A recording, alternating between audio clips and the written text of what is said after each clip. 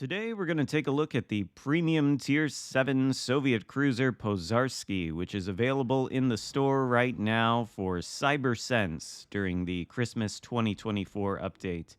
I believe the price is 10,000, and according to my calculations for when I did the Laria video, you can obtain 10,500 CyberSense by doing things like completing the campaign and the calendar event and the weekly missions that are in the missions tab right now. You can get 10,500. This thing is about 10,000. Theoretically, you can get it for quote unquote free if you ignore the fact that you've got to pay 2,500 doubloons to get the Admiralty backing. Much more obtainable than the Lauria, certainly.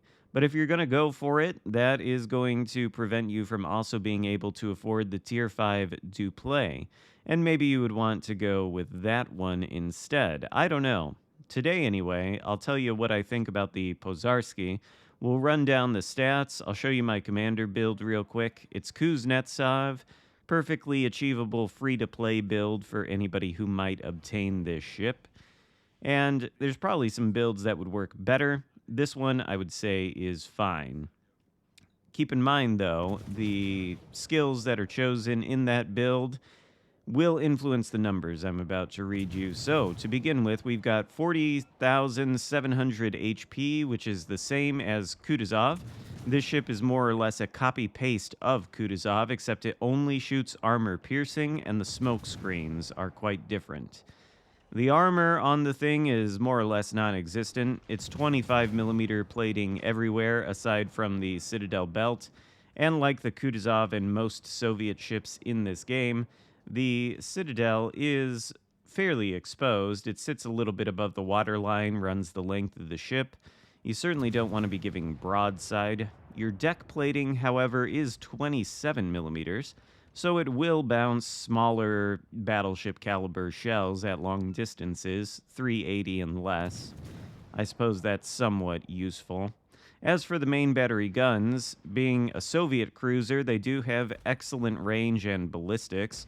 There are 12 of them in total, set in 4 triple turrets. They're 152mm light cruiser guns with a range of 18.4 kilometers, a reload time of 6.1 seconds, a really terrible turret traverse time of 29 seconds, and of course they only fire AP. The maximum shell damage is 3,400. I think they have some improved penetration angles. I don't know that they're as good as the Americans, let's say, but they're all right, and they might have short fuses too. They seem to do a number against cruisers. Not 100% sure on that, but firing only these AP shells with these characteristics does present some problems that are going to be evident a little bit later on. Of course, we've also got torpedoes, but I don't think they're all that impressive. There are 10 of them set in 2 quintuple launchers on either side of the ship. They have a 131-second reload time, so they're not going to be off cooldown very often if you do ever find the opportunity to use them. They only have a 6-kilometer range, though, so you have to be danger close in order to get them on target, and if you're that close, you better hope there's an island between you due to the lack of armor, and that you're able to use that island to get the drop on the ship, because if you just charge straight in, you're probably going to get sunk. The torpedoes hit for 14,400 damage, and they go at 65 knots in the water. Things also got AA defense, aggregate rating of 79. I don't know really how effective that is. Maneuverability is not super great, not super terrible. 33 knot top speed. Decent turning circle at 760 meters and a 6.5 second rudder shift time. And the concealment with Mikawa as an inspiration in the concealment mod is 11.3 kilometers. As for the consumables, you might have already gotten the gist of them by now. We have 6 charges of smoke screen with the fully packed skill. These are basically the British destroyer smokes, although I think they might puff for a little bit longer when you initially deploy them. You can see we're sitting in 2 or 3 puffs here. They emit smoke for 20 seconds and then they last for 40 seconds, just like the British destroyer smokes. You get 6 of them with fully packed. They offer perhaps a little bit more versatility than regular smoke screens would, but they're also a little bit of a limiting factor due to how little time they last. So, I don't know. It's hard to say what's better on cruisers, the long duration smoke screens or the short ones. There's certainly advantages and disadvantages to both. Personally, I think I'd rather have the Kutuzov's longer duration smokes, just a lot easier to farm damage out of. We have Repair Party too. It's nothing special. It does 244 HP per second. We've got 3 of them, so we can heal a little bit if we take any damage. But here against this black, here is where you're going to see some of the problems with these AP-only guns. You can see that about half of these salvos are over pens, couple are full pens when he angles. But if he angles too much, you see the 3 ricochets there?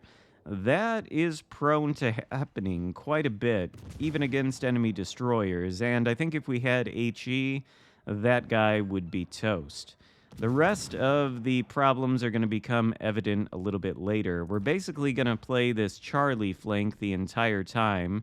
Bismarck has been taken down, giving us our 3rd fisting ribbon, so good job, we're helping out the team, I guess.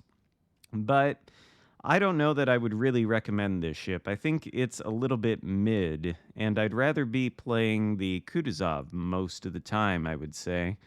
Now, you can get Kutuzov, I believe. You can get it for free, too. You wouldn't even have to grind out any of the cyber sense or anything like that.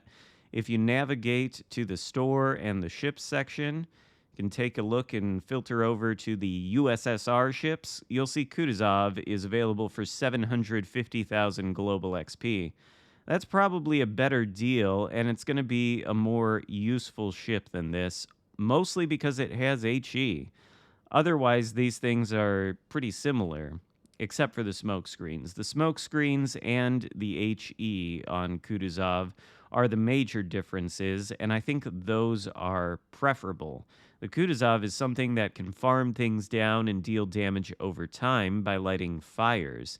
It can also use AP on broadsides, and the AP on the Kutuzov is fairly effective, like the AP here. But having that ability to stack damage over time really helps you out against the larger capital ships. Enter USS Iowa here. You can see we're getting into the cap, we're deploying a smoke screen, and we're hopefully going to be taking the cap.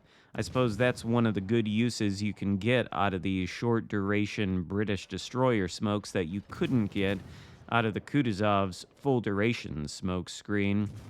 I mean, you could certainly use the full duration smoke screen in a cap like this in order to conceal yourself so that you can flip it, no doubt about that. But you've only got like 3 of them on the Kutuzov, so if you sacrifice one for something like this, that takes away your ability to park in another position and farm some damage later on. With this, and you having 6 of them, you don't have to worry quite as much about that. And so we've succeeded in taking the Charlie cap. But this is still anybody's game. The enemy is ahead of us on ship count. However, we were blessed by RNGesus to get that destroyer that you see over there 8 kilometers away. That's a split. I assume he's probably using Swirsky and the overpowered Fox Flare skill, but even if he is using an overpowered skill like that, he's clearly a Chad. He is going to be instrumental to the outcome of this battle, starting with this little sequence here where he spots the USS Black. Now, of course, we have more than enough range to shoot at the Black. I was a little hesitant to do so, though, because of the Iowa potentially on my broadside. And provided our shells hit, you'll see that the results are somewhat questionable. The dispersion there doesn't look too great either. Split radars the Black. We'll be able to see him momentarily, but finally I think we do get one hit, and of course, it's a ricochet.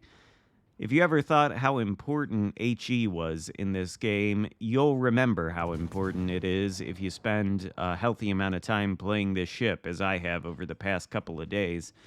Anyway, the split takes out the Black. He's going to keep the Bravo cap secure, which is great. and I think he's going to end up helping take out a couple more ships.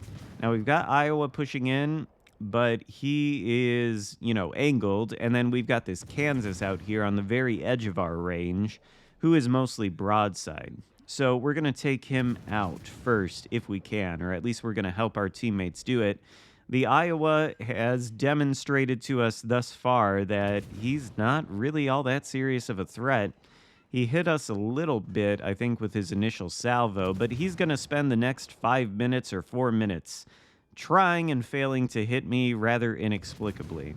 Kansas, on the other hand, he's getting shredded by the DD, the battleship.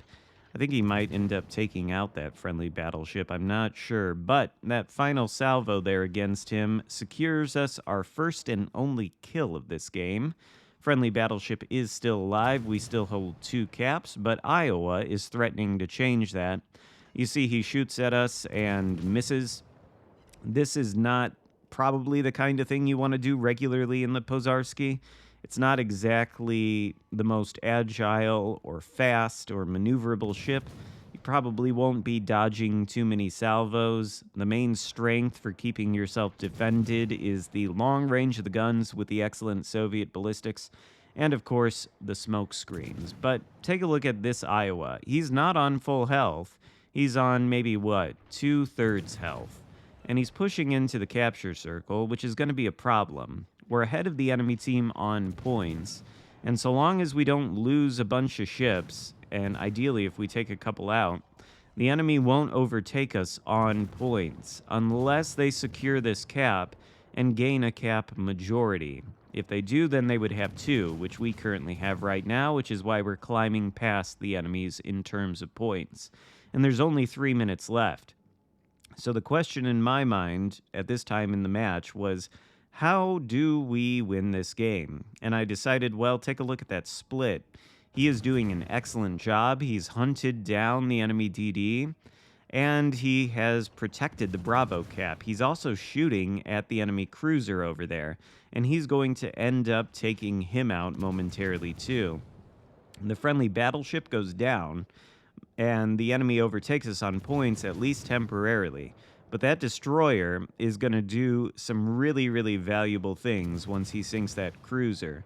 That's only going to leave this Iowa and 1 other cruiser left. The other cruiser, I believe, is so far out of position that he's not going to be able to do anything. And of course, Iowa is tunnel visioned on the destroyer, so he's not looking at us. We're really having to dial the aim into his superstructure here. And notice, more of our shells than not are either ricocheting or shattering. We get a couple overpens, a couple full pens here and there, once we hit the surfaces of the armor that we can actually penetrate. But the damage is, it's not horrible, it's not non-existent, it is slowly trickling in. I think over the amount of time that we're going to be shooting at this Iowa, we'll do 54,000 damage. I watched the footage back to calculate that, and that was my rough math there. It was about 54,000 damage over 4.5 minutes. If I were in a Kutuzov and shooting at the Iowa for this length of time, no doubt we would have already lit a couple fires. Maybe he would have damage controlled them, and his DCP would be on cooldown, so we could get a perma fire or 2. And fires, even though one of them won't sink you outright instantly in a battleship, they do a lot of damage. They do something like 0.3% of your ship's total HP per second for the duration of the burn. That could end up easily being 20,000 damage after a full duration burn. Much better than the results we're getting out of this AP, and that's mostly because the Iowa is bow tanking us, and all we can do is shoot into his superstructure. I think at one point here we might end up taking out one of his turrets. I don't remember if it was in this match or a different one, but I did shoot a battleship turret with this AP, and it took it out. I wouldn't expect that regularly, though. Anyway, we're ahead on points thanks to the destroyer's excellent work, and it was at this point that I concluded if we're going to kill the Iowa, it's going to have to be by using our 6-kilometer torpedoes. So that's kind of why I was pushing more toward him. Plus, continually resetting him prevents him from taking this cap, which means both the blue team and the red team accrue points at the same rate because we both hold one cap each. And so long as nobody sinks, we will always be ahead of the red team on points. But friendly destroyer sinks the last remaining enemy cruiser and thoroughly carries this game for us.